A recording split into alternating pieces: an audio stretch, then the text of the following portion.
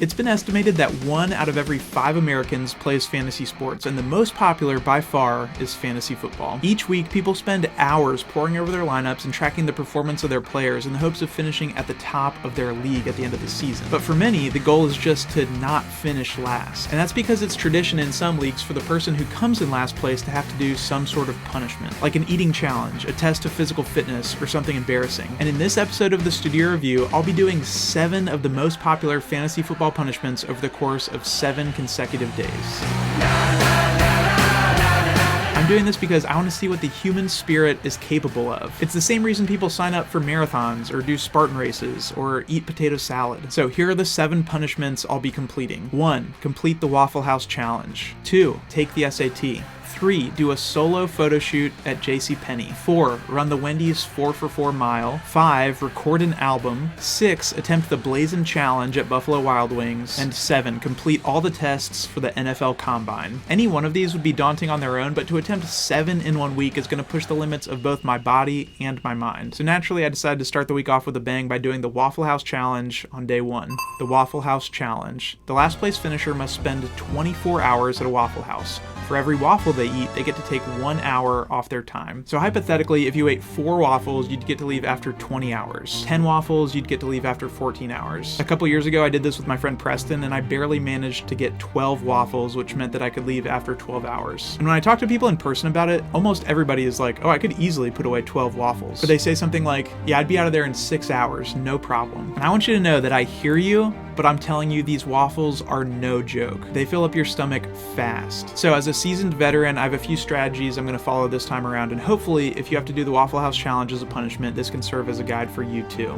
It is the morning of day 1, and at this point, I'm feeling pretty confident, but I know that I have a tendency to go into endurance races, eating challenges, etc. with some level of overconfidence. So I'm going to try to pace myself, and we'll see how I'm feeling after today. My first tip is that it's helpful to eat a big meal about 18 hours beforehand. So the night before, I had a whole handmade pan pizza from Domino's, followed by half a heart of romaine lettuce, half a green pepper, and then plenty of water. The vegetables are supposed to help expand your stomach without taking too much of a toll. I started around 10:15 by having breakfast with my friend Jackson. I ordered a double waffle right away. I'm gonna be honest, I was kind of nervous about how full I felt already at this point. Like maybe the pizza the night before was a bad idea. I also just want to say here that eating challenges, especially speed eating challenges, can be super dangerous. So don't do these unsupervised, and definitely don't try to drink a gallon of water to prepare. Around 11:40 a.m. I moved to the bar and ordered 2 more waffles. Unfortunately, those ones went down pretty easy. My second tip, and this is just a courtesy thing, but I recommend closing out your check every 1 to 2 hours and then changing tables. Go to the bar, go to a different booth, and that's so you can tip your server before their shift ends, because in all likelihood, you're going to be there longer than they will. And moving tables makes it so that you're not preventing your server from getting more tips from other customers, just because you're loitering in their booth with a tummy ache. I went ahead and ordered a 5th one to stick to my plan, and I was starting to feel pretty full, but I knew that I had a 2-hour break coming up, so I could power through a little discomfort here. Alright, third tip is no butter and no syrup. That's a huge mistake I made last time. I was eating like the first 9 or 10 just loaded up with butter and syrup, and my stomach did not like that. And tip number 4, I'd recommend going into it with a goal number of waffles and then a plan for how to get there. So last time I put away 12, and that was with butter and syrup, so this time I'm going to go for 13 or 14. So if I want to eat 14 waffles this time, that's 10 hours, and I need to budget my time. So my plan is to eat 5 waffles in the first 2 hours, take a 2-hour break, 5 more waffles in hours 4 through 6, a 2-hour break, and then 4 waffles in hours 8 through 10. I very much enjoyed not eating for the next 2 hours, and then ordered 2 more waffles around 2:15. I ate those ones pretty quickly, and I would say that I wasn't feeling terrible, but wasn't feeling great either. I felt like I needed to take a break before diving into my next one. As a side note, I was the only one at the Waffle House at this point, so I'm about 4.5 hours and 7 waffles in, which was on pace for my plan, well ahead of where I was when I did this in 2022. I'm gonna try to pace myself. Around 3:10 p.m. I started on waffle number 8, and I was feeling pretty dang full. At this point, my mental resolve started to waver. If I was hitting a wall on number 8, how could I possibly get 6 more waffles in? Fortunately, I was able to finish that one, but I knew I needed to take another break before I could start on waffle number 9. And waffle number 9 took me forever. I think it took me 5 minutes to finish the first waffle, but this one probably took 25 or 30 minutes. And it was during that waffle that I decided that I could not do a 10th one at this sitting. So I would stick to my planned pace, but just one waffle behind. Best case scenario, I could do 5 at the 3rd sitting to catch up and still hit my goal of 14. But I figured worst case scenario, I could do another 4 for a total of 13 and still improve from last time. So I started my second break, which didn't feel like it was quite long enough. As a side note, going to the bathroom is allowed, throwing up is not. I'm not exactly sure how that would affect your time. Maybe decide on that with your league commissioner before you start. I started on waffle number 10 feeling good but not great, and I was able to finish that one in about 10 minutes. I got a coffee to maybe help my digestive system keep moving. But pretty soon after starting waffle number 11, my confidence just started tanking. I was like, did I do it again? Start off too strong, only to be betrayed by my own hubris? So if you're watching this and have to do this for your fantasy league, I cannot stress this enough. Try not to overestimate yourself. As best you can, you just really gotta estimate yourself. It took me over half an hour to eat waffle number 11. At this point, I unfortunately realized that getting to 14 was totally out of reach. I would need to eat 3 more waffles in the next 45 minutes, and my stomach was not having it. I decided to take a mini break and then see how I was feeling. If I wanted to get to 13, I'd just need to do 2 over the course of the next hour and 45 minutes, and that seemed doable. But I wasn't physically ready to start another waffle until 8:15 p.m., at which point I realized I now had about an hour to down 2 full waffles. I ate half of number 12 and then needed to stand up to get some relief from the pain. At some point I got a Diet Coke because I thought I remembered someone saying that carbonation helps digest bread, and honestly I was willing to try anything. But in hindsight, I'm not sure if it made things better or worse. And I was seriously debating stopping at 12, but one of the employees kind of talked me into going for number 13, so I ordered another one. If I had to pick one word to characterize how I was feeling at this point, it would be terrible. I honestly didn't know if I could keep going, so I was kind of just procrastinating. I ended up eating a quarter of waffle number 13, and I thought I was getting a second wind, but pretty quickly went back to just feeling like I was gonna vomit if I kept going. And you guys, I think ultimately it's important to know when it's time to throw in the towel. I checked the time and it was 9:16 p.m., and as far as I know, there's no allowance for half waffles, so unless I could finish the rest of this waffle immediately, I'd need to wait until 10:15 anyway. So I decided to stop eating after 12.25 waffles, which is technically an improvement from last time, but not enough to shorten the amount of time I spent at Waffle House. I was honestly pretty disappointed that avoiding butter and syrup didn't help as much as I thought it would. It made them less enjoyable to eat, and for what? But since this is consistent with my last result, I think it's safe to say that I've found my physical limit, which is good. Like, I know now that the max number of waffles that I can fit in my stomach is 12, which might be useless information because I have zero desire to do this ever again. You gotta remember that this is a marathon and not a sprint, so I feel pretty good about that performance. I feel like that's a solid day 1 in the books. All right, some final thoughts from me about the Waffle House challenge. First, this is way more fun when you do it with a friend. When you do it alone, it's a little bit sad. I'm not sure what scenario would ever require multiple people doing this at the same time, so take that for what it's worth. And I would add, in my personal opinion, this needs to be done at a Waffle House specifically, mostly because of the vibes. You simply cannot replicate the Waffle House experience. When I got home, I realized how much my clothes smelled like hash browns and waffles. And what I think people forget is that as soon as you walk in the door of a Waffle House, you're basically in the kitchen. So if you're gonna spend 12 hours there, you're gonna smell like you just worked a shift and a half. And I also think it needs to be done with waffles. If you were thinking that you might do it with pancakes, here's a little comparison for you. An IHOP pancake is roughly 150 calories. A Waffle House waffle, on the other hand, is 410 calories, over 2.5 times the amount in the pancake. I'm gonna get on a soapbox for like 10 seconds. Contrary to what I've seen on other food-related accounts, you do not need to go out and burn 5,000 calories the next day. It's like when you're driving a car and you veer off the road a tiny bit. If you overcorrect and yank the wheel in the other direction, that can actually be more dangerous. You just want to get back to the middle, nice and gentle. So just get back to your normal and you'll be fine.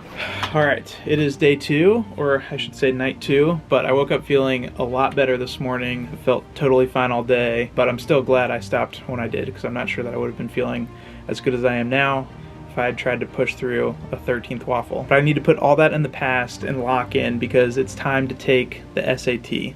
Take the SAT. The last place finisher must take a full-length college prep exam like the SAT or the ACT. They must share their score with the rest of the league. As funny as it would have been to go and take this test with a bunch of high school kids, which by the way, I would suggest doing if you're doing this for your fantasy league's punishment. If that were the case, I wouldn't have been able to film it. So I'm gonna do the next best thing, which is take a full-length practice exam that you can find online. And you can do it all online, but then you guys wouldn't be able to tell if I was cheating or not. So I'm gonna print it out and take this whole thing on paper. I'll adhere to all the same time requirements, so 64 minutes for the reading and writing section, and then 70 minutes for the math section, for a total of 2 hours and 14 minutes. 10-minute break in between. And I'll also adhere to the requirements for what I'm allowed to have with me. Okay, so you're allowed to have pencils or pens, an acceptable calculator, and EpiPens. Good to know. It also says you can bring a snack for your break, but I'm 31 years old and I'm in my own studio, so I'm gonna eat whenever I want. Okay, as you can see, I've got nothing on my desk besides snacks, the SAT, this little post-it note that says how long I should take on each section, pens,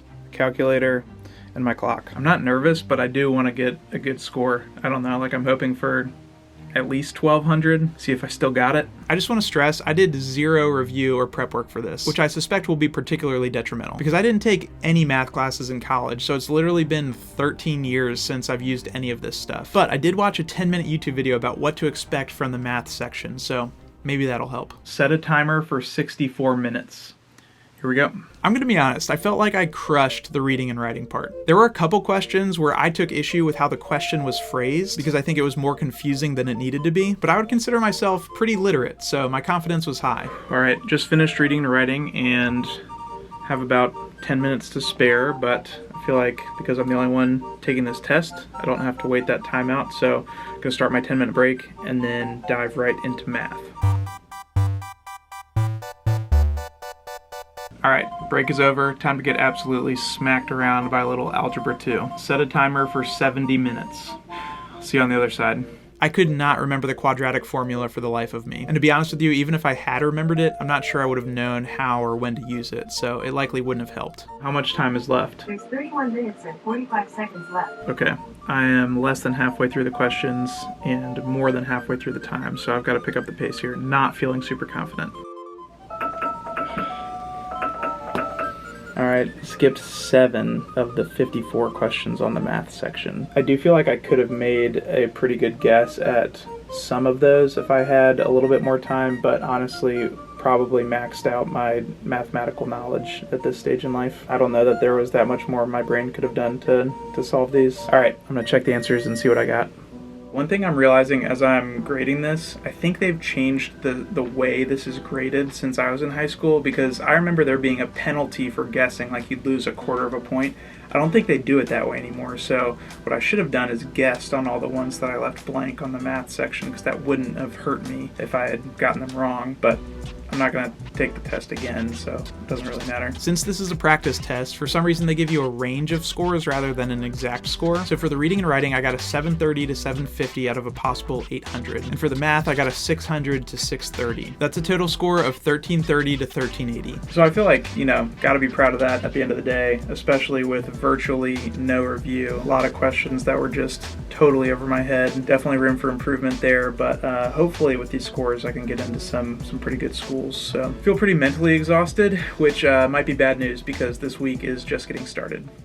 All right, it's day 3, which means it's time for my JCPenney Photoshoot. JCPenney Photoshoot. The last place finisher must do a solo photoshoot at the nearest JCPenney portrait studio. Pictures must be purchased and distributed to the rest of the league. I feel like in theory this was a really funny idea, but now that I'm actually about to go in there, I'm getting super nervous. I think it's one thing to go do this with friends or family, and then it's another thing when you're flying solo. Like it was just gonna be me and the photographer for such a long time. I went ahead and booked an extended session because I'm hoping to get 12 pictures and make a calendar out of it. So I brought 12 different costume changes that I'm just going to try to get through as fast as possible. If you do this for your fantasy punishment, that's one way to make this slightly worse for the loser, is to have them make calendars so that every member of the league gets to enjoy the punishment for the rest of that next year. All right, I got to head in there so I don't miss my appointment. I felt absolutely insane carrying a box of costumes through JCPenney, and the portrait studio is up the escalator about as far as you can get from the door. I definitely felt a little uncomfortable at first, but thankfully the photographer was 100% on board and leaned into the awkwardness of it. I had a few poses in mind, but the photographer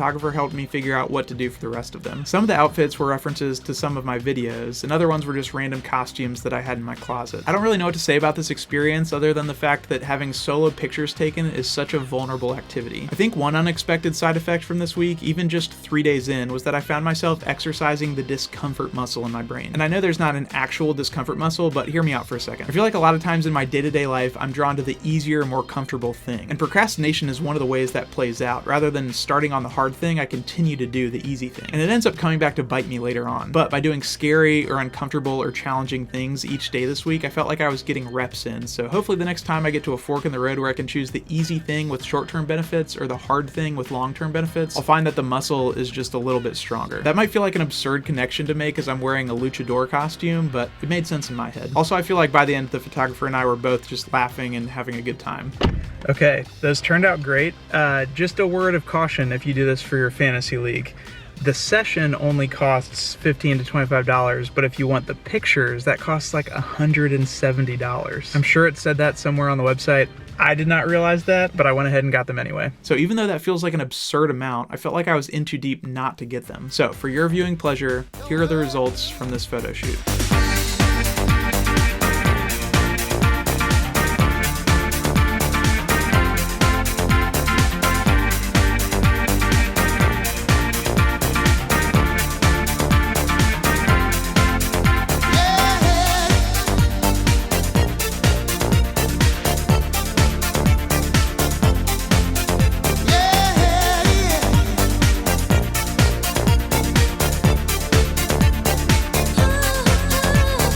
So I actually did take these pictures and had 10 calendars printed, and I'm gonna give them away for free. Just first come, first serve. So if you're one of the first 10 people to go to the link in the description, when you add it to your cart, all you have to do is pay shipping. I don't know why anyone would want one of those, but hopefully when you see it, it'll make you exhale slightly through your nose. But that's day 3 in the books.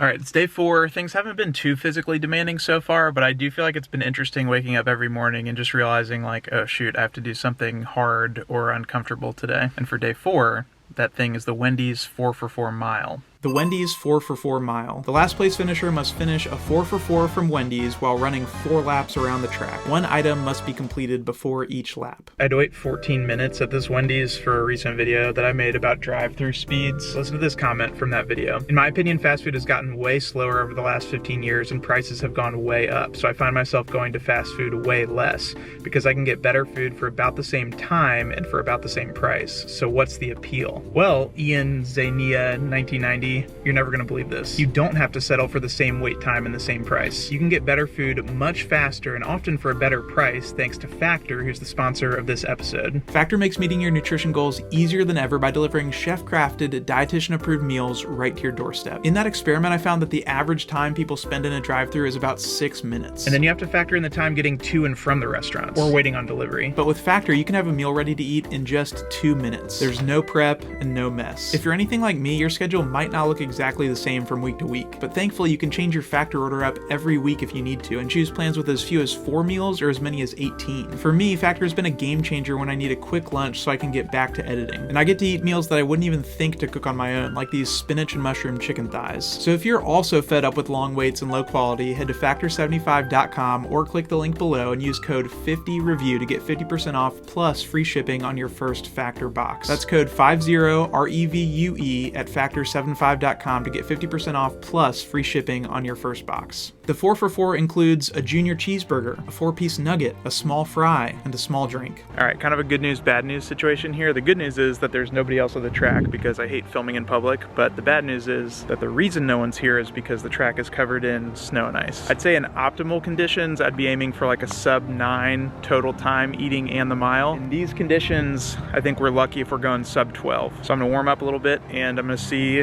how treacherous this is about to be. Okay, the answer is extremely treacherous. I think if I can stick to the parts that are like definitely track or definitely crunchy snow, I should be fine. Anything in between, potentially very, very slippery. All right, let's do this. Time starts now. I went ahead and started with the nuggets because I figured they'd be pretty easy to eat and that they wouldn't feel that heavy in my stomach. As far as I know, there aren't really any strict rules to this, but in order to preserve the sanctity of the challenge, I decided that I couldn't use the drink to wash down the other meal items, which admittedly would have made it a lot easier. My split for the nuggets was a disappointing 44 seconds, which makes for an average of 11 seconds per nugget. I also adhered to a self-imposed rule that my mouth had to be totally empty before I started running, partially because I didn't do that in a previous mile challenge and it was incredibly unpleasant, and partially because I'm not trying to choke and die out here by myself. I got the first lap down no problem and got to work on the fries. My plan was to go nuggets, fries, burger, drink so that the majority of the food would be in my stomach for the minority of the run. I tried to walk around a little bit while I was eating to help with digestion and to manage my heart rate, but that also meant slipping on ice and almost falling a couple times while I was walking around. The food was a lot harder to eat without a beverage than I anticipated, but eventually I was able to get the fries down. 1 minute and 9 seconds for the fries. Not the splits I need to be hitting to put up a solid time. During that second lap, I started debating whether I should go for the drink next next to kind of wash down the first 2 items or stick to my original plan. But ultimately I decided that it would be better to have a drink in my stomach for a 1/4 mile as opposed to a 1/2 mile. And once again, the burger was harder to eat without a drink than I expected. This particular junior cheeseburger had way too much mustard, which normally would have been a bad thing, but I think in this case it might have helped things go down easier. I had a 1:10 split for the burger, so only slightly slower than the fries. I ran that 3rd lap and was still feeling pretty good, and all I had left was the drink. That went down pretty easy, and honestly it was such a relief to finally get to wash down the rest of the food. 47-second split on the drink. I burped pretty much the entire duration of the 4th lap, but I knew I could pick up the pace a little bit because I'd be done after this. I finished with a final time of 10:43. My eating time was 3 minutes and 52 seconds, and my mile time was 6:51. Not too shabby. Okay, I feel like the running was a lot faster than I expected.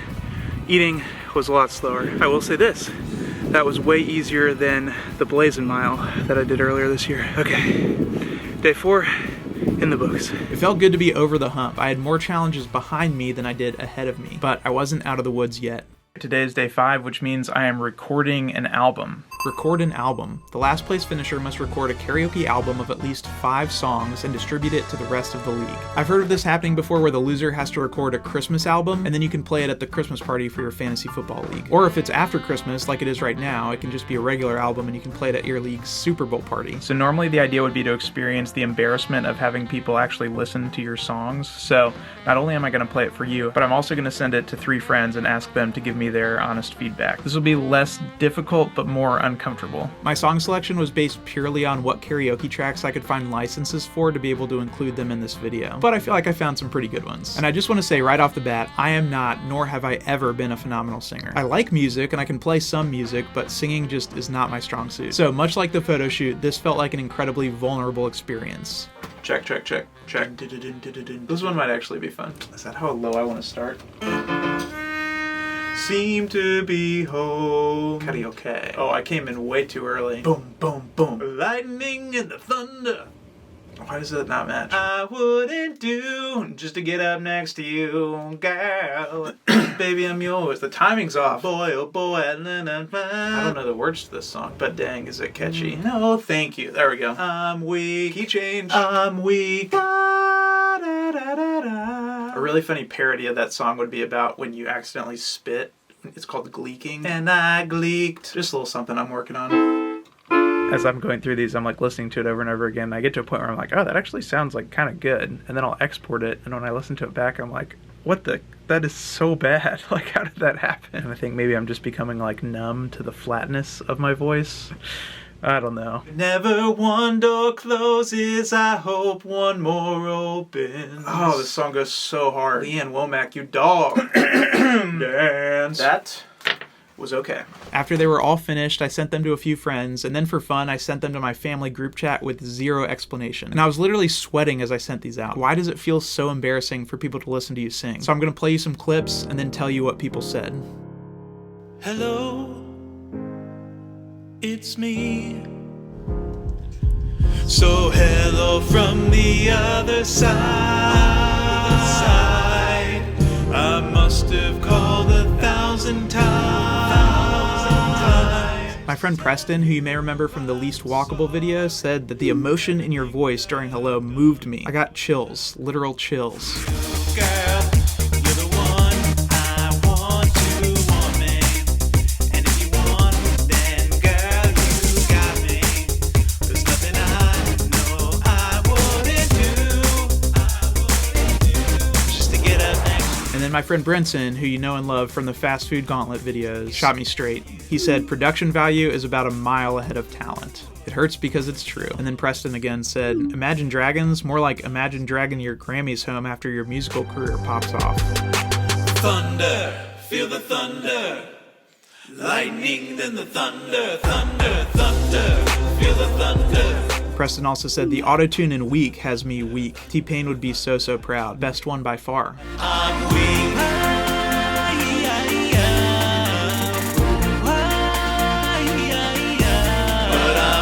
My friend Nathan Kohlberg, who was in a Wings video and is a singer-songwriter who lives in Nashville, said that if I were to have a daughter one day, Sam's rendition of I Hope You Dance will for sure be the soundtrack of our father-daughter dance. That is far too kind. Thanks, Nate. I hope you dance.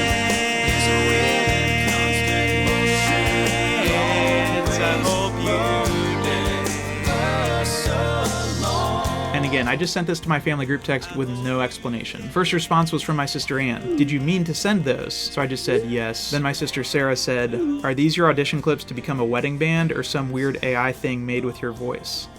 Then, 3 hours later, my mom, please explain. And then like 12 hours later, my dad liked one and hearted the other. He liked the Imagine Dragons one and loved the Leanne Womack one. If you want to listen to the full versions of these songs, I'll put a link to the playlist in the description, but I would not recommend that because they are not good. This one was simultaneously a lot more fun and a lot more nerve-wracking than I was expecting. And ultimately it was harmless, so I would definitely recommend this if you're trying to decide on a punishment for your league. This one might have seemed like light work, but I knew that day 6 was going to be a doozy. Alright, it's day 6, a little bit hoarse from all the singing I did yesterday. I'm gonna be honest, I feel like I am not super psyched about this one. But we're coming down the home stretch here, and I think more so than the physical part, this is where it becomes about the mental game. Because I'm just straight up walking into something that I do not want to do. Also, pro strat, apply lip balm. You do not want to be eating spicy wings with cracks in your lips. The Blazin Challenge. The last place finisher must attempt to complete the Blazin Challenge at Buffalo Wild Wings. The challenge involves trying to eat 10 Blazin wings in 5 minutes. I've actually done this before as part of another episode where I attempted to run a mile while also eating 10 Blazin wings. Kind of a twisted version of the Wendy's 4 for 4 mile. And as some of you know, I've also been eating some of the hottest wings around the country as part of my quest to find the best wings in America, which by the way will resume in February for those asking. But because of a little paternity leave, I've been out of the game for a few months. So I was fairly nervous going into this. I made my way to the nearest B-dubs with my friend Daniel. Hi Daniel. When I did this before, I got the wings to go, and the whole thing was pretty casual. I placed an order online and then picked everything up as if it was a normal order. But as soon as I placed the order in the restaurant, things seemed a lot more intense. My waitress had to call over a manager who explained the process and had me sign a waiver. The waiver basically said that I acknowledged the risks associated with eating ultra hot sauce, and that I assumed all liability for any health complications that might arise. So essentially, it's not our fault if you go to the hospital. There were some rules I knew about, like no water or drinks until you finish, no ranch or blue cheese, no throwing up, and of course the 5-minute time limit. But there were also some rules that I wasn't aware of. For one, you're not allowed to wipe your hands or your face at any point, which feels kind of wild to me. And 2, a staff member has to watch you the whole time to officiate. So when my wings came out, my waitress was just standing there, so I didn't really have time to mentally prepare before we dove right in. I had also ordered some fries to eat after I finished, and I started by accidentally putting the fry basket in front of the camera, so off to a good start. As per usual, the intensity of the spice didn't kick in right away, so the first couple wings were no problem. I remembered from before one of the biggest obstacles was chewing all that chicken quickly. But as I started to get into a rhythm, I noticed that these things were swimming in a stupid amount of sauce. Like, I don't know if it just varies by the day or if they go easy on you when you get the wings to go, but look how different these 2 sets of wings look. This is supposed to be the same order. And needless to say, having that much sauce on it makes it a lot worse. Whoa, that's a crazy move. This is the craziest move possibly in Hot Ones history.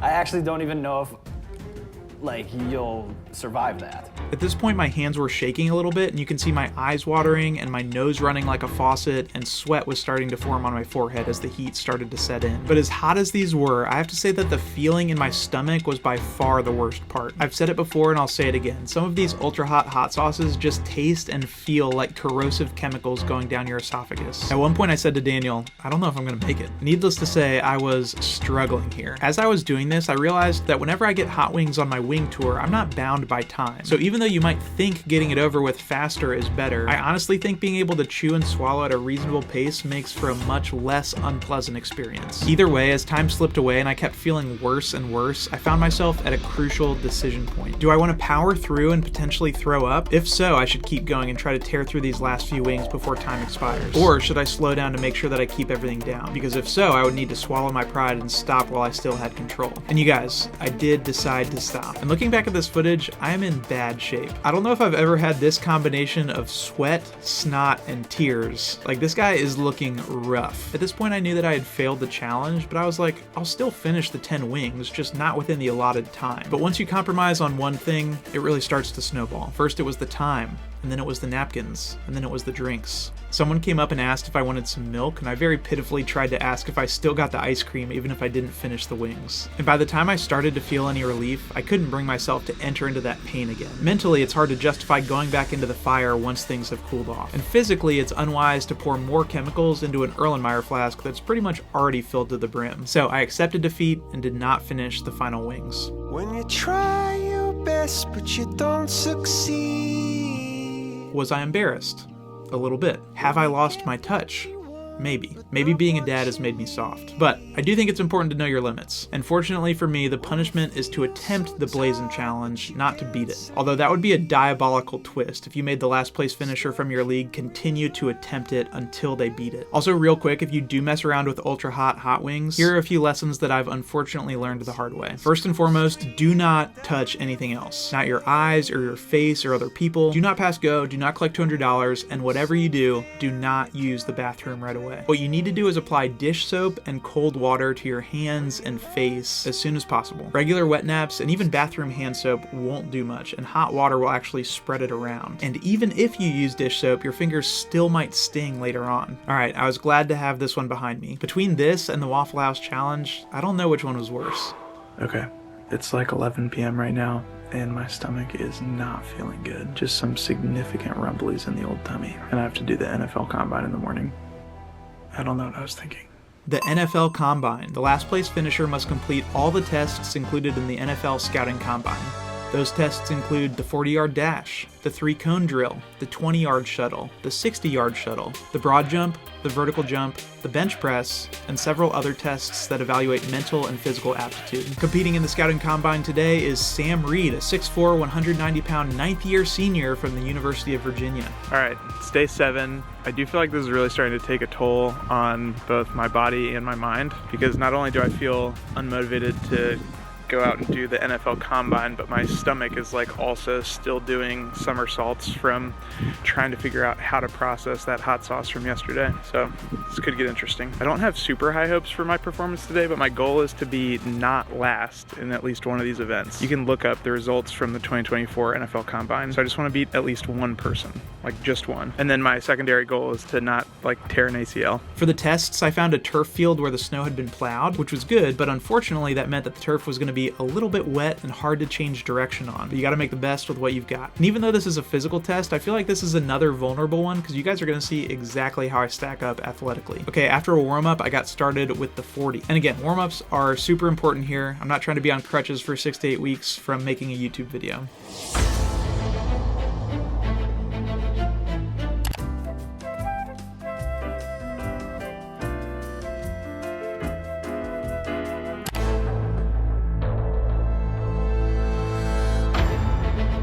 My unofficial time was 5.41, which to be honest is way slower than I thought I was. But it puts me in 3rd from last. So right off the bat, I was able to reach my goal of not coming in dead last. I will say this, these guys I beat, these are big boys. Like if I was moving that much mass around, I would not be moving as quickly, that's for sure. But some of these times were a full second faster than mine. I'm not super proud of this one, but even Tom Brady, who had a notoriously slow 40-yard dash, beat me. Okay, next up was the 3-cone drill. Basically for this one, they're testing your ability to accelerate while changing direction. So you have to go 5 yards, then back to the start, then 5 yards again, around that cone, and then circle around a 3rd cone 5 yards to the side, and then back to the starting line. I think I might have accidentally set this up in mirror mode compared to how they do it at the Combine, but I don't think that's really going to make that big of a difference.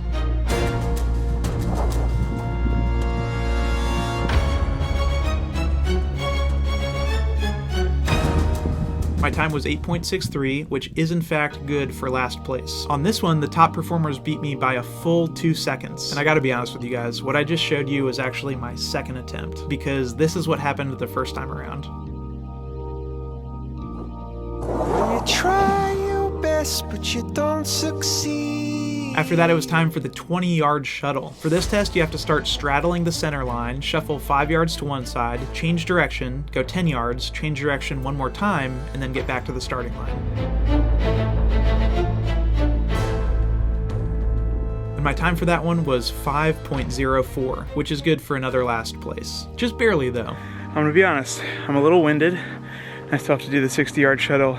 Harder than it looks. So this is a classic line drill where you do out and backs of increasing distances. In this case, you go out 5 yards, come back, 10 yards, come back, and then 15 yards and come back. A lot of changing direction.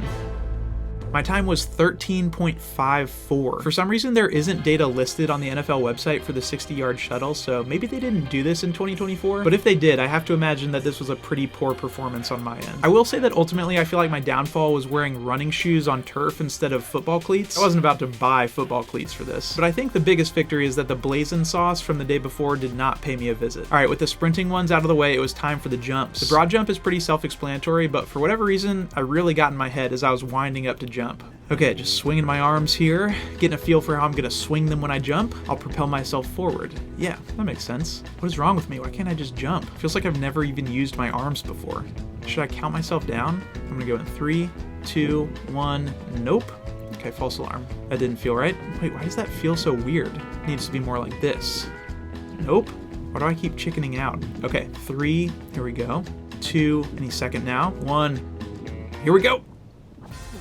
My measurement was 8 feet 4 inches, which is way less than I thought I could jump. But it put me ahead of 5 players from the 2024 Combine, which was huge. That's my best performance so far. For the vertical jump, I measured my standing reach and marked it on the wall. And the plan was to put a piece of tape on the wall as I jumped, and then I'd measure the difference between my standing reach and my jump. My standing reach was 97 inches, and my jump was 121.25 inches. So a difference of 24.25 inches, which it's like, dang, that's 2 feet. I can only jump 2 feet, and the total height was literally only 10 feet and 1 inch. I can't dunk, but I feel like I can definitely get my hand comfortably above the rim, so I had to test that to make sure that that was still true. And it was, but I guess the momentum from the approach just makes a really big difference. Anyways, that felt like a disappointing result, especially because it was worse than Tom Brady's vertical of 24.5. But it put me ahead of 2 players in the 2024 Combine, both of whom are about 130 pounds heavier than me, but hey, a win's a win. Next up was the bench press. So for the NFL Combine, you're supposed to see how many reps you can get at 225 pounds. And most people are doing like 20 reps easy. The guy who did the most last year did 39 reps at 225, which is insane. I'm gonna tell you right now, I don't think that I can do 1 rep at 225. I said it, I'm only a little bit embarrassed by that. So I was comfortable taking last place on this one, but I still wanted to get a number on the board. So what I decided to do was go way down in weight, taking a plate off each side for a total of 135 and seeing how many reps I could get. I also didn't go all the way to failure since I didn't have a spotter, but my final number was 13. And I'm pretty satisfied with that. I did find out later that specialist positions, including quarterbacks, often opt out of doing the bench press at the Combine. So maybe in this hypothetical situation, I'm like a punter or something? I don't know. There was one more test I did after the bench press, and it's called the Wonderlic test. There are a few others from the Combine that I wasn't able to replicate, like interviews with coaches, a Cybex test, which is a fancy machine that I don't have access to, and a drug test, which again, I don't have access to, but I promise I'm clean. The Wonderlic test is a 50-question test that's designed to evaluate your cognitive ability. You only get 12 minutes, and they say that the majority of people who take the test don't get through all 50 questions. I was able to find a practice Wonderlic test online, and just like they predicted, I was not able to get through all 50 questions. I would argue that it was more stressful than the SAT because it was so fast-paced, but obviously it didn't last as long. As best I can tell, the average score on this test is somewhere around a 20 or a 21. My score was 43. I don't know how accurate this information is, but according to a couple different websites, I think that might be one of the top 10 Wonderlic performances of all time at the NFL Combine. Although apparently this guy got a perfect 50, which is crazy. Look at this, Harvard, Boston College, Harvard. Also Eric Decker, what? Something that you might not expect is that if you look at the average scores by position, the highest scoring position on the Wonderlic is the offensive line. Who knew? Anyway, it was nice to go out on a high note. I just want to say I'm sorry to everyone who has to do one of these for losing your fantasy league. Although even if you don't have to do any of these, I would definitely recommend exercising that discomfort muscle when you can. Let me know in the comments what other fantasy punishments you've heard of people doing. And if you're watching this and feel like you're at a low point in life, just remember that even when it doesn't feel like it, it's gonna be okay.